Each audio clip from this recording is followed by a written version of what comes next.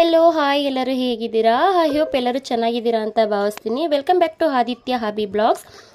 ಕರ್ವಾಗಿ ಏನಾದ್ರು ತಿನ್ನಬೇಕು ಅಂತ ಅನಿಸುತ್ತೆ ಅಂತಂದರೆ ಚಿಕನ್ದು ಗುಂಡ್ಕಾಯಿಲಿ ಈ ಥರ ಮಾಡ್ಕೊಂಡು ತಿನ್ನೋಡಿ, ತುಂಬ ಚೆನ್ನಾಗಿರುತ್ತೆ. ನಾನು 1 kg ಚಿಕನ್ ಗುಂಡ್ಕಾಯಿನ ತೊಗೊಂಡು ಬಂದಿರೋಂಥದ್ದು. ತೊಗೊಬಂದು ಅದನ್ನು ನೀಟಾಗಿ ಒಂದು ಗುಂಡ್ಕಾಯಲ್ಲಿ 3 ಪೀಸ್ನ ಮಾಡ್ಕೊತಾ ಇದ್ದೀನಿ. 3 ಪೀಸ್ನ ಮಾಡಿಕೊಂಡು ಅರಿಶಿನ ಹಾಕಿ ಚೆನ್ನಾಗಿ ಕಿವುಚ್ಕೊಂಡು ಅದನ್ನು ರೆಡಿ ಮಾಡ್ಕೊಂಡಿರೋ ಅಂಥದ್ದು. 3 ಪೀಸ್ ಥರ ಮಾಡಿ 3 ರಿಂದ 4-5 ಸಲ ಅದೆಷ್ಟು ನೀರು ಕ್ಲೀನ್ ಆಗುತ್ತೋ ಅಲ್ಲಿ ತನಕ ತೊಳ್ಕೊಳ್ಳಿ. ಯಾಕೆ ಅಂತಂದರೆ ಇದು ಒಂಥರ ಸ್ಮೆಲ್ ಬರುತ್ತೆ, ನಿಮಗೂ ಗೊತ್ತಿರುತ್ತೆ. ಗುಂಡ್ಕಾಯಿ ಲಿವರೆಲ್ಲ ಒಂಥರ ಸ್ಮೆಲ್ ಬರುತ್ತೆ, ಅದು ಚಿಕನ್ದು ಒಂಥರ ಗಬ್ಬು ಹೊಡಿತಾ ಇರುತ್ತೆ. ಸೊ ನಾವು ಎಷ್ಟು ಅರಿಶಿನ ಹಾಕಿ ನಾವು ಅದನ್ನು ಕ್ಲೀನ್ ಮಾಡ್ಕೊತೀವೋ ಅಷ್ಟು ಕ್ಲೀನ್ ಆಗುತ್ತೆ. ಆ್ಯಂಡ್ ಅವರು ಸುಣ್ಣ ಎಲ್ಲ ಹಾಕಿ ಕ್ಲೀನ್ ಮಾಡಿರ್ತಾರೆ, ಬಟ್ ಆದರೂ ನಾವು ಈ ಥರ ಕ್ಲೀನ್ ಮಾಡ್ಕೊಬೇಕಾಗತ್ತೆ. ಸೊ ನಂದು ಅದನ್ನು ಬೇಯಿಸ್ಕೊಬೇಕು ಅಂತ ಹೇಳಿ ನಾನು ಒಂದು ಸ್ಟವ್ ಮೇಲೆ ಒಂದು ಬಾಣಲಿನ ಇಟ್ಕೊಂಡು ಅದಕ್ಕೆ 2 ಸ್ಪೂನ್ ಎಣ್ಣೆ ಮತ್ತು 1 ಸ್ಪೂನ್ ತುಪ್ಪನ ಹಾಕೊತಾ ಇದ್ದೀನಿ. ತುಪ್ಪನ ಹಾಕ್ಕೊಂಡು ಅದಕ್ಕೆ ನಾನು ಏನು ಇದನ್ನು ರೆಡಿ ಮಾಡ್ಕೊಂಡಿದ್ದೀನಿ, ತೊಳೆದು ಇಟ್ಕೊಂಡಿದ್ದೀನಲ್ಲ ಗುಂಡ್ಕಾಯಿ, ಆ ಗುಂಡ್ಕಾಯಿನೂ ಅದಕ್ಕೆ ಹಾಕೊತಾ ಇದ್ದೀನಿ. ಅದನ್ನು ಯಾಕೆ ಅಂತಂದರೆ ಗುಂಡ್ಕಾಯಿನ ಸಡನ್ನಾಗಿ ಡ್ರೈ ಫ್ರೈ ಮಾಡೋಕ್ಕೆ ಹೋಯ್ತು ಅಂತಂದರೆ ಅದಷ್ಟು ಕಂಫರ್ಟಬಲ್ ಆಗಲ್ಲ. ಆದ್ದರಿಂದ ನಾನು ಈ ಥರ ಸಪ್ರೇಟಾಗಿ ಬೇಯಿಸ್ಕೊತೀನಿ. ಒಂದೇ ಒಂದು ಡ್ರಾಪ್ ನೀರು ಹಾಕೋದ ಅವಶ್ಯಕತೆ ಇರಲ್ಲ, ಅದರಲ್ಲಿ ನೀರು ಬಿಟ್ಕೊಳ್ಳುತ್ತೆ. ಸೊ ಬೇಯ್ಕೊಳ್ಳುತ್ತೆ. ನಾನು ಸ್ವಲ್ಪ ಅದಕ್ಕೆ ರುಚಿಗೆ ಎಷ್ಟು ಬೇಕು ಉಪ್ಪು ಬೇಕೋ ಅಷ್ಟು ಉಪ್ಪನ್ನ ಹಾಕೊತಾ ಇದ್ದೀನಿ. ಹಾಕ್ಕೊಂಡು ಬೇಯಿಸ್ಕೊತಾ ಇದ್ದೀನಿ. ನೋಡಿ, ನೀವೇ ನೋಡ್ಬೋದು, ಬೇಯಿಸ್ತಾ ಸ್ಟಾರ್ಟಿಂಗಿಂದ ಎಂಡಿಂಗ್ವರೆಗೂ ನಾನು ಇದರಲ್ಲಿ ತೋರಿಸಿದ್ದೀನಿ ನಿಮಗೆ. ಅದರಲ್ಲೇ ತುಂಬ ನೀರು ಬಿಟ್ಕೊಂಡಿದೆ. ಚಿಕನ್ದು ಗುಂಡ್ಕಾಯಿ ಬೆಂದಂಗೆ ನೀರು ಬಿಟ್ಕೊಂಡಿದೆ.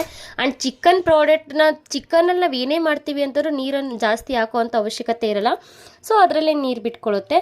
ನಾನು ಚೆನ್ನಾಗಿ ಬೇಯಿಸ್ಕೊಂಡಿದ್ದೀನಿ ನೋಡಿ, ನೀಟಾಗಿ ಬೆಂದಿದೆ. ಆ್ಯಂಡ್ ಅದರಲ್ಲಿ ಒಂದು ಪೀಸ್ ನಾನು ನೋಡಿದಾಗ ಉಪ್ಪಾಕಿರ್ತೀವಲ್ಲ, ಸೊ ಅದೊಂಥರ ಚೆನ್ನಾಗಿರುತ್ತೆ. ನಾನು ತಿಂದು ನೋಡಿದಾಗ ಅದು ಬೆಂದಿತ್ತು. ಸೊ ಬೆಂದಿದಾಗ ನಾನೇನು ಮಾಡಿದೆ, ಅದು ಬೇಯ್ದಿದೆ ಅಂತಂದ್ಬಿಟ್ಟು ಪಕ್ಕದಲ್ಲಿ ಇನ್ನೊಂದು ಬಾಣಲೆನ ಇಟ್ಕೊಂಡು ಒಗ್ಗರಣೆ ಮಾಡ್ಕೊಬೇಕು ಅಂತ ಹೇಳಿ ಒಂದು ಬಾಣಲೆನ ಇಟ್ಕೊಂಡಿದ್ದೀನಿ. ಅದಕ್ಕೆ 2 ರಿಂದ 3 ಸ್ಪೂನ್ ಎಣ್ಣೆಯನ್ನು ಹಾಕ್ಕೊಂಡು ಸಣ್ಣಗೆ ಹಚ್ಚಿಟ್ಕೊಂಡಿರೋಂಥ ಹಸಿಮೆಣ್ಸಿನ್ಕಾಯಿನ ಹಾಕ್ಕೊಂಡು ಹಸಿಮೆಣ್ಸಿನ್ಕಾಯಿನ ಹುರ್ಕೊಂಡು ಅದಕ್ಕೆ ಸ್ಲೈಸ್ ಥರ ಹಚ್ಚಿಟ್ಕೊಂಡಿರೋಂಥ 2 ಈರುಳ್ಳಿನ ಹಾಕೊತಾ ಇದ್ದೀನಿ. ಈ ಈರುಳ್ಳಿ ಕ್ರಿಸ್ಪಿ ಥರ ಏನು ಫ್ರೈ ಆಗೋ ಅಂಥದ್ದೇನಿಲ್ಲ, ಒಂದು ಮುಕ್ಕಾಲು ಭಾಗ ಒಂದು 40% ಬೆಂದರೆ ಸಾಕಾಗುತ್ತೆ.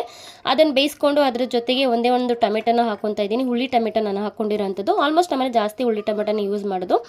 ಅದನ್ನು ಚೆನ್ನಾಗಿ ಫ್ರೈ ಮಾಡಿಕೊಂಡು ಫ್ರೈ ಆಗಿದಂಥದಕ್ಕೆ ನಾವು ಏನು ಬೇಯಿಸಿಟ್ಕೊಂಡಿರ್ತೀವೋ ಗುಂಡ್ಕಾಯಿ ಫ್ರೈ ಏನಿರುತ್ತೆ ಬೇಯಿಸಿಟ್ಕೊಂಡಿದ್ದು ಅದನ್ನು ಹಾಕೊಬೇಕಾಗತ್ತೆ. ಅದಕ್ಕೂ ಮುಂಚೆ ಹಸಿ ವಾಸನೆ ಹೋಗೋತಕ್ಕ 1 ಸ್ಪೂನು ಶುಂಠಿ ಬೆಳ್ಳುಳ್ಳಿ ಪೇಸ್ಟ್ ಇದು ನಾನು ಮನೆಯಲ್ಲೇ ರುಬ್ಬಿಟ್ಕೊಂಡಿರೋ ಅಂಥದ್ದು.